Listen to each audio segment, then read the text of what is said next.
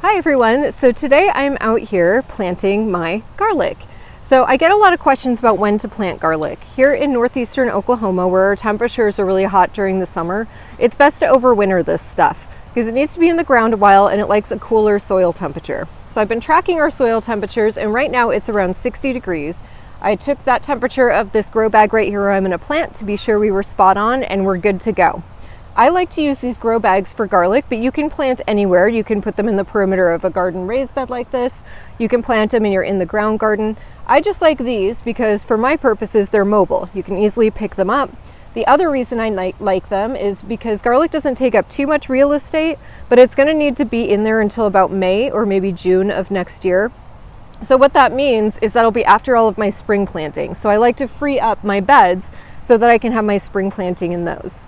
The other reason I like these is because garlic doesn't need all that much soil. Usually the gold standard you'll hear is about a foot of soil to grow everything. I grow pretty much everything except for my potatoes in about 9 inches of soil, but that's just a personal preference. But garlic doesn't need that much. So I've only got about 6 inches of soil in here, so it doesn't take up as much soil. I can move them around and I'll free up my real estate.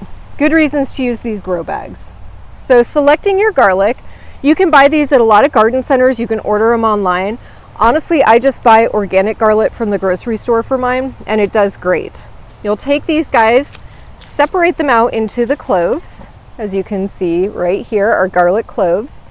And then you'll just plant them pointy side up into your grow bag.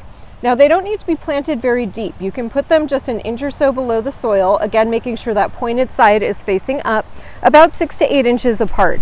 That'll give your garlic plenty of room to grow and fill in.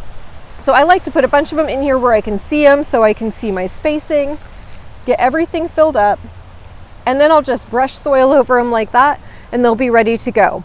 Now you can grow these as a perennial, so sometimes people will put them in the ground, they'll keep them there. The biggest ones they'll harvest in the spring, the smaller ones they just leave and they'll keep coming back and procreating for you so you'll have more cloves of garlic, which is a great thing to have. In the spring, once these guys are overwintered, as long as I remember to give them some water here and there because they are going to need some water to continually survive underneath my soil, they'll get these what are called garlic scapes, which are these big leaves that come up. They kind of curl, have a delicious flavor, and are amazing in pesto and a lot of other dishes. So you can eat the scapes as soon as they arrive. Then once the bulbs are mature, you'll just dig back in, dig them up, and you'll have a whole group of these cloves of garlic, a whole head of garlic here. Garlic's really easy, it's a really fun thing to grow, and it's something that can be very space effective that you'll enjoy a lot come spring.